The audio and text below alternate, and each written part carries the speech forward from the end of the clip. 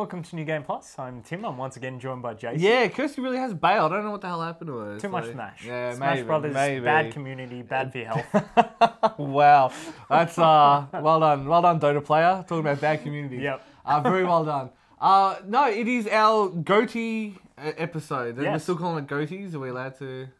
At least Kirsty's not here to make the goatee joke. That's true. So that's fine. That was what I avoided, and I thought I did very well. But no, it is, and you know, it's been an interesting year. It's not been a particularly stellar year, particularly in relation to the last, say, 2 or 3. Yeah, when you think of previous Game of the Years, there's always like 1 or 2 that are just, clear, that was amazing, and you can just clearly say, yeah, Game of the Year, hands down. But, and not so much this year. Even the winners that we've picked, and we'll go into our 3rd place very, very soon, but even the winners this year, they were solid entries in their series. They were very good games. They were quite solid games, but they just weren't exemplary. They didn't really bounce off the screen. And I don't know, it's going to be interesting. But everyone's in to do a little bit of a talk on their favourite games and what they thought the year was like. Yeah. There's a bit of anime, there's a bit of movies. Bit of previous generation if you weren't lucky enough to get a...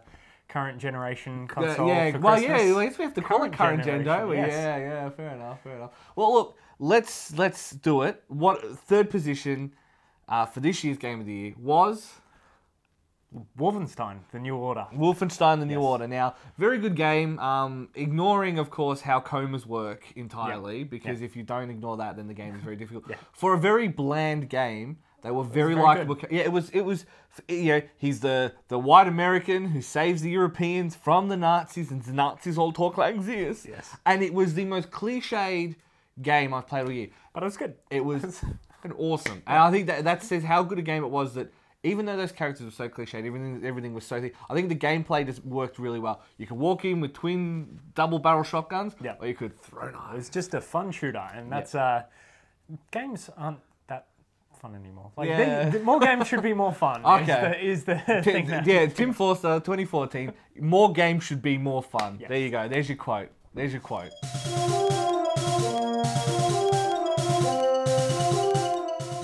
2014 will be remembered as the year that will we remember anything from 2014? It seems the collective attention span of gamers is as short as ever. Remember South Park: The Stick of Truth? Remember Wolfenstein? Remember Titanfall? Those games came out in this year. But there is one game that has stuck in my mind this entire time, and that is Valiant Hearts: The Great War. Now, when I played this back in June, it was unlike any other World War game because it didn't involve me charging an army towards victory or single-handedly taking it to the Johnnies. No. This game threw you deep into the trenches. It mired you in the chlorine gas. It put you in the cities leveled by bombing runs. Despite that cartoony visuals, it was downtrodden. It was dirty, which was matched by the deeply melancholic tone. Sure, there were some sparks of humor, and sure, you were accomplishing things with the puzzle gameplay, but the game was very quick to remind you that this is all for nothing, and that the only thing you can do is just progress on forward for the people you care about, and Valiant Hearts does make you care for its cast of characters. I'm glad the credits went on forever as Ubisoft credits do, because I needed all that time to process and to just recover from that final emotional gut punch. So Valiant Hearts, it's probably the most accurate depiction of war in gaming, but even if you take this out, it just tells an affecting emotional story, and no amount of zeitgeist can take this away. And that's why Valiant Hearts: The Great War is my game of 2014. So while there were some really good epic games that came out this year, I actually found myself playing a lot more smaller games, a lot of 3DS games this year, more so than necessarily some of the really long kind of console release titles. So I found myself really enjoying even like Kirby's 3D. That was really fun, mainly because it had the Kirby Fighters. I really enjoyed that. I played a lot of Pokemon this year, although I haven't really delved into the new Pokemon games. I just enjoyed X and Y so much from last year. But I think my game of the year simply has to be Super Smash Bros. And this is where I'm a little bit torn between Smash Bros. For 3DS and Smash Bros. For Wii. Smash Bros. For 3DS did work really nicely. I thought, you know, even though it was on a portable console, I found it was just fun to play. Plus, it came out while I was in Japan, so being able to play it in Japan, you know, being able to play it and just see this excitement really building up for it was kind of added to that as well. However, the multiplayer, real-life multiplayer aspect struggled because to me, Smash Brothers is a social game. So I think it'll have to be Smash Brothers for Wii U, simply because to play this, I have to be on a couch with friends, or at least I choose to always play it multiplayer on a couch with friends. It's lost a lot of the slowness of Brawl.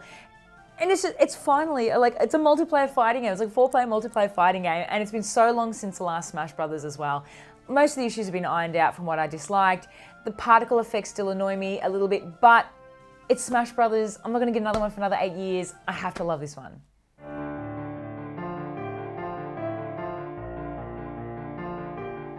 So, do we call it Game of the Year movies, or do we just call it Movie of the Year? Yeah, I didn't play that many games this year, but I did watch quite a few movies. So we'll just do Movies of the Year as well. Sure. And so, again, keeping in mind, of course, that we have that very gaming and Japanese focus, so it's going to be a little bit different. You're going to come at it from a little bit more of a traditional movie sphere. Sure. And I'm going to come at it from the point of a weeaboo who only watches foreign films. So yeah, like of the 6 films you've watched this year, do you have a top 3? It's a little bit more than the 6, just, but just a little bit. Just a little bit. But to be honest, I would say 70% of them have been not from English. So I'm an art house goon, which is fine. Not from England. Yeah.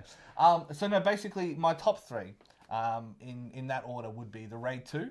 I definitely thought the Raid 2 was a very, very good movie. We did talk about that quite a lot this year because it was an excellent film and a worthy sequel. Yep, absolutely. The second one would be the Mole Song, Undercover Agent Reiji, which is the Takashi Miike film that we saw at the MIF, which was, but really good fun.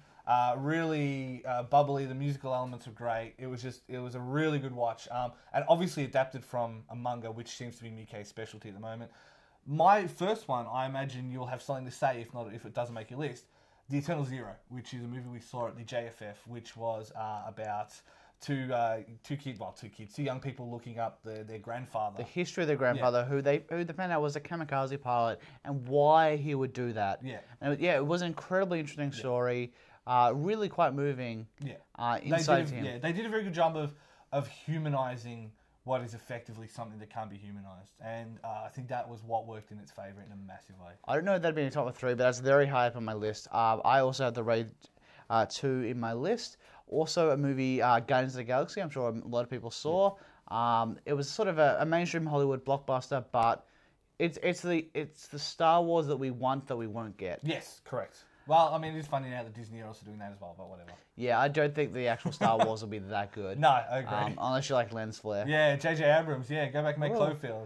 But you know, if the Cloverfield monster makes it, I'll be No, but you know the next Star Wars film and the one after that is made by the guy that did Looper, so that should be more interesting. But my favourite film of the year, I think, is Whiplash, which... You'll hate this, but it's a story of a jazz drummer. Okay. Who's it's like got to have more than that. At like an elite music academy with like a sort of a teacher whose main goal is to push the students too hard. So it's like Good Will Hunting for jazz. Yeah, but I think better. Okay. It was really good. Pacing was amazing. The music was phenomenal. The actors were all great, and I really, really didn't sort of went in without knowing anything and just had a great experience in the cinema. What was the worst movie you saw? Put you on the spot. That's right, it was Bad Neighbours. Bad Neighbours is the worst movie. No, I don't agree with that. There's definitely worse films I've seen this year. But because you put me on the spot, I can't think of any of them. Bad Neighbours. Don't watch it. 10 Dark Women.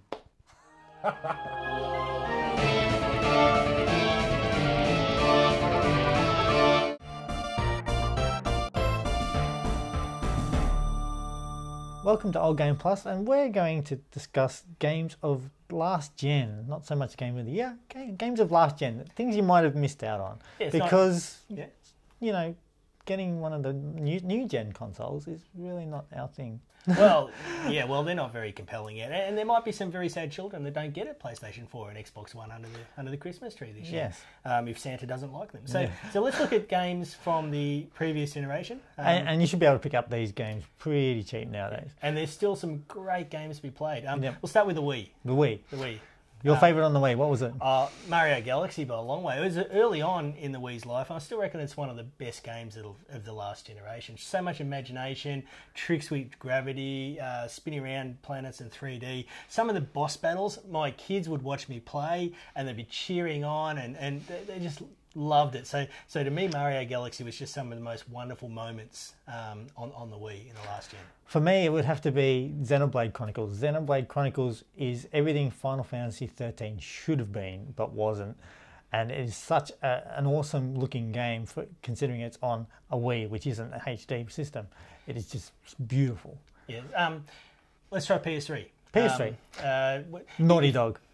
You can't go wrong with Naughty Dog on the PS3. Is there a developer with a better track record across all the PlayStation consoles? No. So we're talking Last of Us and Uncharted. So the 3 Uncharted series, 1, is okay. 2 and 3 are pretty awesome, but The Last of Us was like the pinnacle of Naughty Dog's development, and it just looks unreal. The story is so grown up, and so the game is such a grown up game.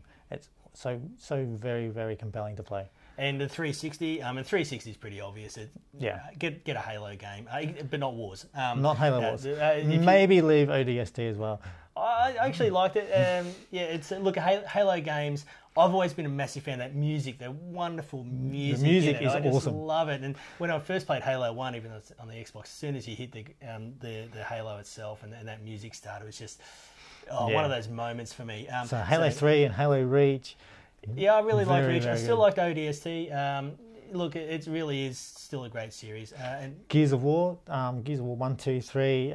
Judgment came out recently as well. Very, very good games. Very good shooters. The whole cover mechanic worked really well. And let's look at quickly multi-platform games. For me, Deus Ex Human Revolution is one of the best games ever made. It is just so wonderful. You can play it any way you want. So to me, that was really a highlight of everything. Other games such as Oblivion, Fallout 3, Rock Band, and Guitar Hero, we won't see them again. Yeah, probably. Sad. They were fun. Call of Duty 4. Batman, my hidden gem for the last gen was Mirror's Edge. It was just such a unique game, a first-person platformer. That's all you need to describe it. So there's still a lot of good games to be had. If you don't have one of the new consoles, get out and buy one of those games. You really can't go wrong with any of the ones we've mentioned, especially Deus Ex Human Revolution.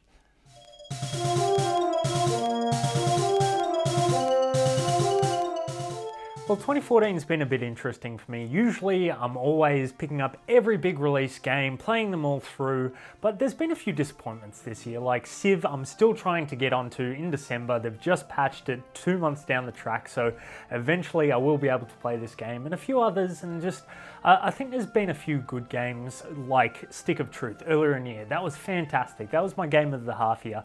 But in terms of hours played, I have to give it to World of Warcraft, Warlords of Draenor, because, well, it's, as an addict, I'm Tim, I'm an addict of World of Warcraft. The new expansion does add a lot to the game, and certainly playing it through, I feel that every aspect of the game has really been improved on and really looked at by the team, and just thinking, how does this improve solo play? How does it improve matchmaking? And as well as the Australian servers, I just can't fault it at the moment. And I'm just playing so many hours of this expansion, and it's far more than anything else I've played this year other than Dota 2. So in the end, I do have to give it to Warlords of Draenor. So we're at the end of another year, and it's been a weird year for video games. Like you weren't expecting so many games to be as good as they were, and as many games to be as bad or as broken as they were. And you had things like, say, PT, which to me is just like, yeah, it's a demo, but it's like, holy crap, this is probably one of the best horror experiences I've played in years. Then you have things like Alien Isolation, where, holy crap, they made a really good Alien game. I could not ever say that. And then you had also things like Bayonetta 2, Monument Valley, Mario Kart 8, like all these games which some you expected to be really good, and some just completely took you out of the water. But screw it, Game of the Year, Wolfenstein the New Order. I mentioned why back in our Game of the Year, Game of the Half Year episode. It's on Blip, it's on YouTube, it's on our Facebook, it's on Blip, it's everywhere. So for more detail, go check it out there. But again, really great shooting, really great stealth mechanics, really great world building, really great moments of quiet. We don't shoot anything. It's really refreshing in a shooter like this. Honestly, Wolfenstein the New Order, Game of the Year, Game of the Half Year, Game of the Forever even. Not really, but still. Game of the Year 2014 for me, Wolfenstein the New Order. All right, well, I think it's time, Tim, that we move on to our second place entry into this one. And it's one that's more down your alley than necessarily mine. Yeah, Transistor is our runner-up for Game of the Year this year, and Supergiant Games, they brought us Bastion a while ago. Which everybody knows. Bastion. If you play Dota, you've got the announcer pack, blah, blah, blah. Possibly. Or the super cheap Steam sales. Correct. Or even Google Chrome. It's on Google Chrome. Yes, it is, which is interesting. But when looking back at Transistor, I played it through. I did really enjoy it. Yeah. I still think Bastion is the better game. But that said, they are different style games. And I think that's like, I know Shaney's a big advocate for Transistor. Honestly, his vote got it over the line. Yeah. He was big on the way that the combat and the leveling up works. As a big JRPG kid, I think it resonated more with him than the other one. The ability to pause time and then really plan out your moves. You've got this much attack power, and you can swap in and out all the different modular things to really change up your strategy and how you approach a situation. And it was a lot of fun for that. When you ranked up the difficulty, put on those extra hard things, it really shone like some great aspects to that game. Well, and I think as well the music. The one thing that I've probably listened to more than anything else is the music. So, I guess when it's all said and done, who would have thought that a solidly made game with great visuals and inspired music would be popular? It's a formula I hope someone else can replicate in future, Tim.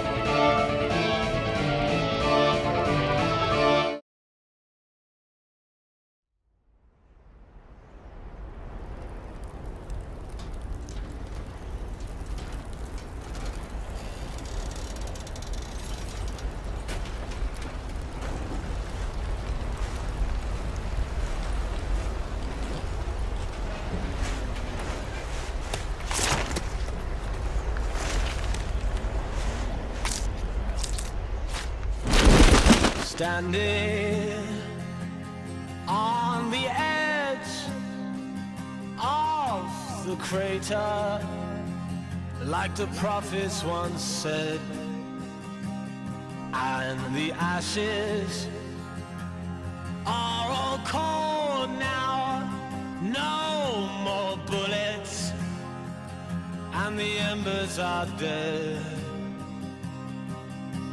Whispers in the air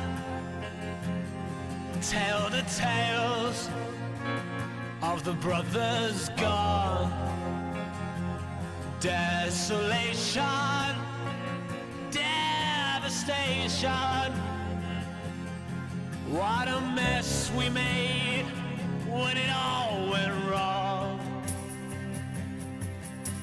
Watching from the edge of the circus for the games to begin.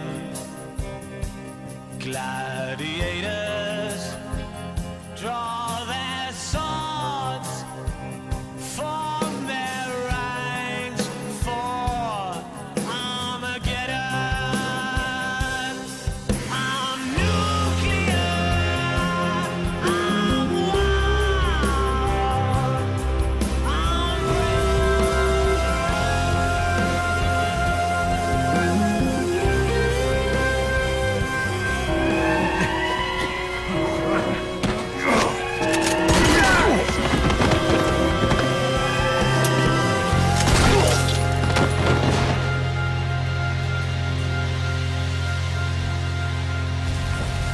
I won't scatter your sorrow to the heartless sea.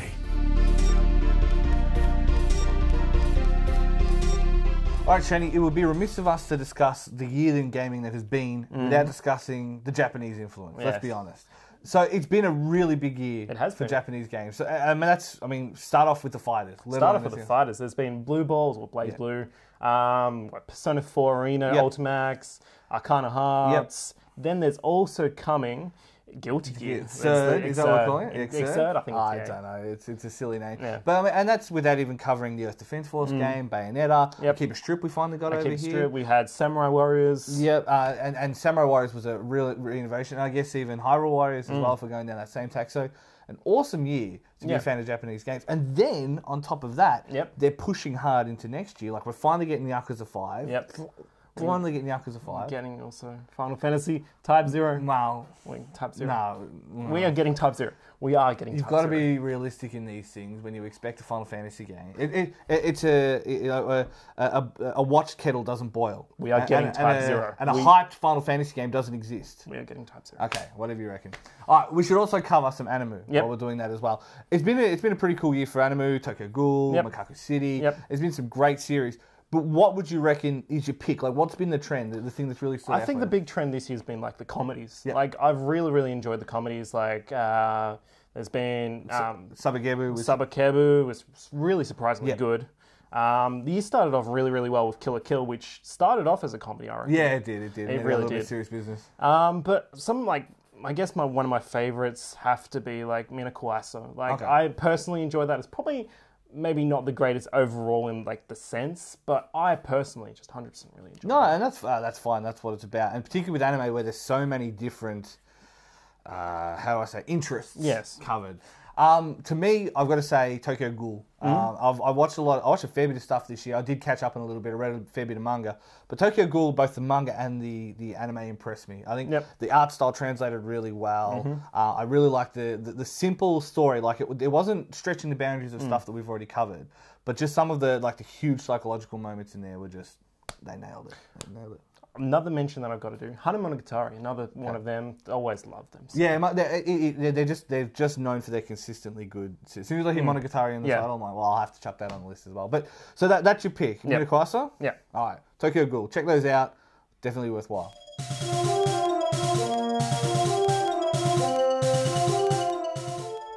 Now with 2014, I actually believe that it was a year much better than people give it credit for. Tons of awesome games, and some of them reached my Game of the Year.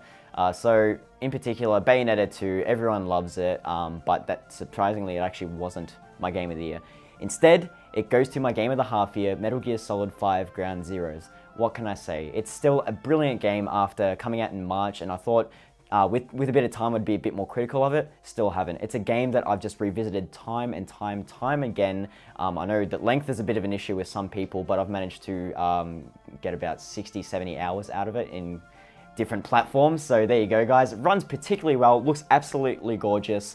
The free-flowing form of Camp Omega. So all the missions happen on the one map, which is actually quite big, and you can actually go in different entry points. So the mission statements are varied, the structure is varied, and it makes for a lot of different playstyles. So you can go as gung-ho as you want, or you can go as stealthy as possible. Obviously, stealth goes for much better points and kills, and it's good that level of progression, being able to upgrade different weapons and tackling missions in different varieties. So there you go, guys. Here's to you, Metal Gear Solid 5 Ground Zeroes, and I can't wait for Metal Gear Solid 5 The Phantom Pain, and hopefully that might reach my Game of the Year list next year.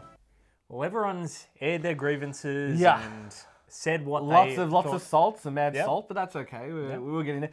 I think this one is not much of a surprise when you consider the level of Japanese fandom in the crew. Now, we are probably one of the biggest Japan fan crews in the Australian scene. So don't be surprised when we turn to you and say that Bayonetta 2 is New Game Plus's Game of the Year. Yes, but it is a deserving Game of the Year. Absolutely. Especially like coming from such a well-respected developer, and it being an exclusive as well is something that usually doesn't happen. Yeah, so Platinum couldn't shop it to anyone. No one wanted it. Nintendo said, we'll make it. It's just got to be exclusive to us. Yeah. And everyone has said, like, tweeted Kamiya, and Kamiya, we all know, is the first one to have a go at people on things. Yeah. Oh, but if you put it on Xbox or blah, blah, blah, the thing's like, where were they when we needed help? It's like, it's a Nintendo exclusive. It stays a Nintendo exclusive, and that's the end of it. Yeah. So, like, the one thing you can say about them is they're dedicated to it, but it also helps that they made one of the prettiest games I've ever seen. Yes. One of the best games in motion that has ever been made. One of the most challenging combo systems. One of the more endearing and enduring female protagonists. Yeah, and something that's considered on the less powerful consoles. Nintendo must have worked with them really hard to get them like looking such. So good. And this is the thing. I think that's the one thing that a lot of the Wii U games look amazing. Yeah. Pikmin, all these games. It goes to show you that just because you can show all the pock marks on Marcus Phoenix's face, it doesn't mean that you should. Do you know what I mean? Like, you don't gain anything from that. There's no point to it. But in Bayonetta, like showing all of these wonderful color. I mean, just the sheer like how hard the color jumps out at you is worth it in itself. But that's it, Tim. Yes. Game of the Year is over. Congratulations to Sega, Bayonetta, Platinum, Nintendo, whoever. Let's wrap it up. So visit our website, www.newgameplus.tv. Go to Twitter at NewGamePlusTV. Instagram at NewGamePlusTV. YouTube.com/NewGamePlusTV. And our Facebook, facebook.com/NewGamePlusTV. Woo! That's been a while since I've done that. Yep. Merry Christmas if you're watching this before the New Year. If you're Happy watching holidays. after the New Year, look, just rewind that last bit and skip over it. It's fine. But we will be back next year, bigger, stronger, better. With another Game of the Year, Witcher 3. Congratulations. In a year with Phantom Pain? No way, buddy. No